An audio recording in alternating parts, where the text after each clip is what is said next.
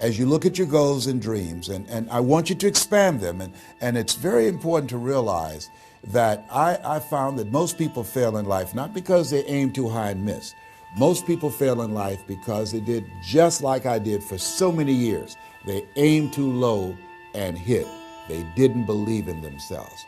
So I want you right now, as we begin to think about the lessons and all the things that you've experienced and all of the comments and stories and strategies and lessons that you've had, I think it's time to revisit and look at your goals and dreams, and let's raise the bar. I remember as a kid, we would be in the backyard and we would play jump, and somebody would get on one side of the stick, my sister and then my brother, we would run and we'd jump over it. And then they say, raise it up a little bit higher. We have to back up and we would run and we'd jump over it again. And then we'd say, raise it up a little higher. And the higher it got, we had to begin to change our approach and how we were going to get over the bar.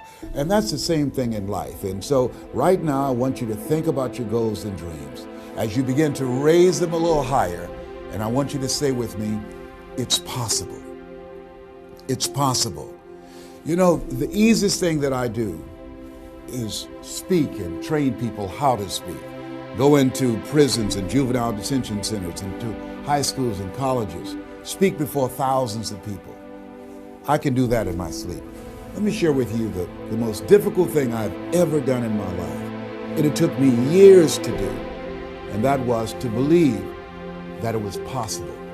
To believe that I can do it. Given my circumstances, born in an abandoned building on a floor, being adopted, being labeled educable mentally retarded, failing twice in school, no college training, never worked for a major corporation. To believe that I had something of value to say, that somebody would want to listen to me, to believe that somebody would pay me to talk to them. Have you ever thought about something you wanted to do and you talk yourself out of it? I remember going to see Zig Ziglar, who I consider the #1 motivational speaker on the planet, and Dr. Norman Vincent Peale when he was alive, and Robert Schuller. I used to see them and I would be so pumped up and inspired after hearing Jim Rohn, who recently passed, one of the great motivational speakers of all time, and Charlie Tremendous Jones. And I would go to my car pumped up, saying, yes, yes, yes, I can. And then after a while, my mental condition would kick in. I would say, Les Brown, you can't do that. You don't have a college education. Les Brown, you can't do that. You don't even know who your parents are. Les Brown, you can't do that. You failed twice in school. Come on. Ever thought about something you wanted to do and you talk yourself out of it? There's a proverb that says, if there's no enemy within, the enemy outside can do us no harm. That's why it's important that you make it a point every day to review these lessons, to get them deep, not only in the conscious mind, but the subconscious mind, and get them in your spirit. Well, how often should I do it? Do it until you are producing the results. That's how often you should do it.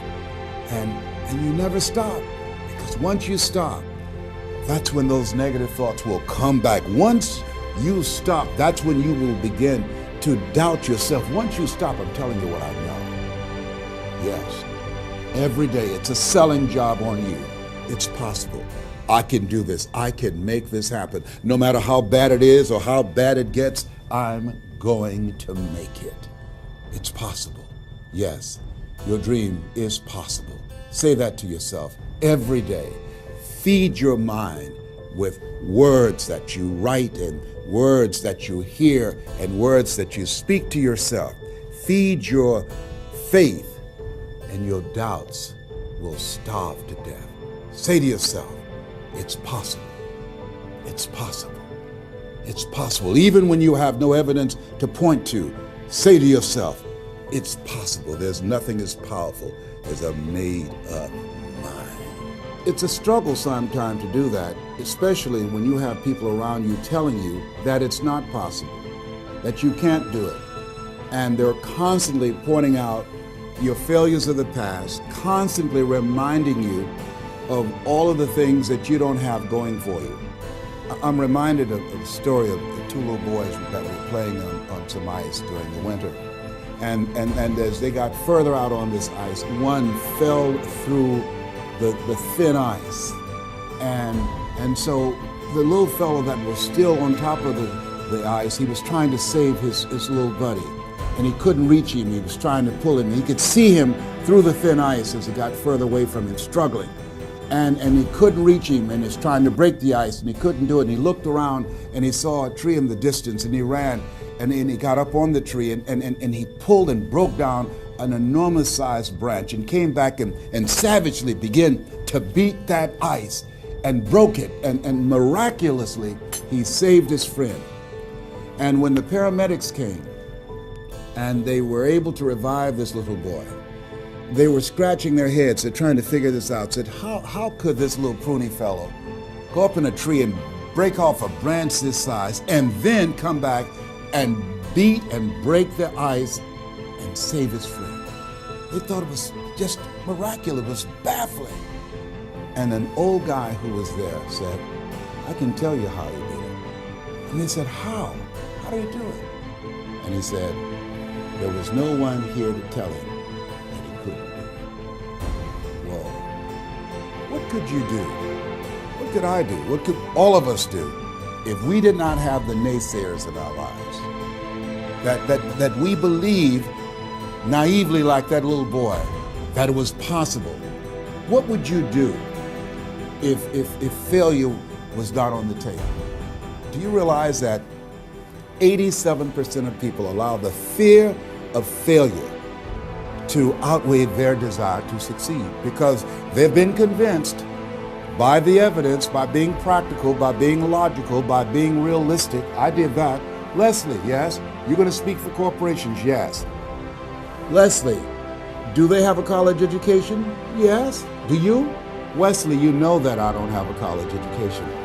Leslie, are these people experienced? Yes. Are there people with PhDs and MBAs that they could choose rather than choose you? Yes. So you don't have a college education. You have no experience. You're talking about becoming a speaker, and they're going to reach over people with PhDs and MBAs and years of experience and choose you. Are you being realistic? Come on, Leslie. Come on, Leslie. You can't do this. My brother, he's a wonderful person. And he constantly reminded me that I couldn't do what I'm doing now. But that really wasn't the bad part. The real bad part was I convinced myself that I couldn't do it. Not only because of those things that he pointed out, being practical and realistic, but also that within myself, I didn't believe what Mike Williams, my mentor, said was possible for me. Have you ever had somebody who believed and saw something for you that you didn't see for yourself? And here's how I escaped that. I discovered that sometimes you have to believe in somebody's belief in you until your belief kicks in.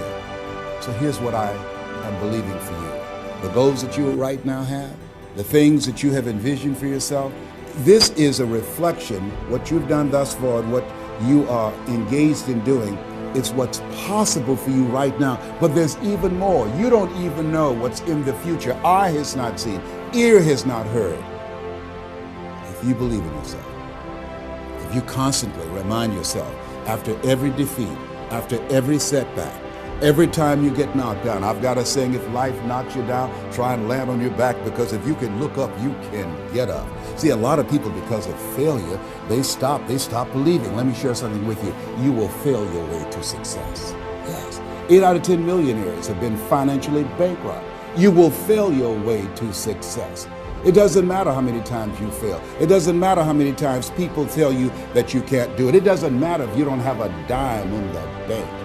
You will fail your way to success. What's very important is you're believing in yourself. You're constantly saying, somehow, some way, I'm going to make it. I remember a lady out of Detroit, Michigan. They called her Martha Jean the Queen. And she had a motivational message she gave all the time on the radio. And the question she would ask was, do you really want to win? Do you really want to win? And she said, if you really want to win in life, you've got to believe in yourself when no one else does. You've got to believe in yourself. See, it's easy to believe in yourself and to have faith if you have a good bill of health, if your relationship is working out fine, if you have money in the bank, if you have a secure job, if your mortgage note is paid current, if the children are acting like they have good sense. It's easy. If you go to a doctor, they say, oh, you're doing real good, I'll see you next year. It's easy to have faith then. Let me tell you when it's really tough to have faith.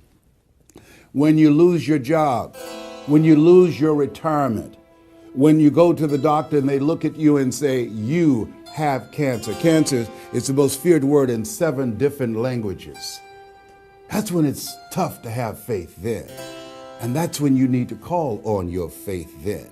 They said faith is the oil that takes the friction out of living. That's when you need to believe in yourself then and judge not according to appearances and say to yourself, it's possible.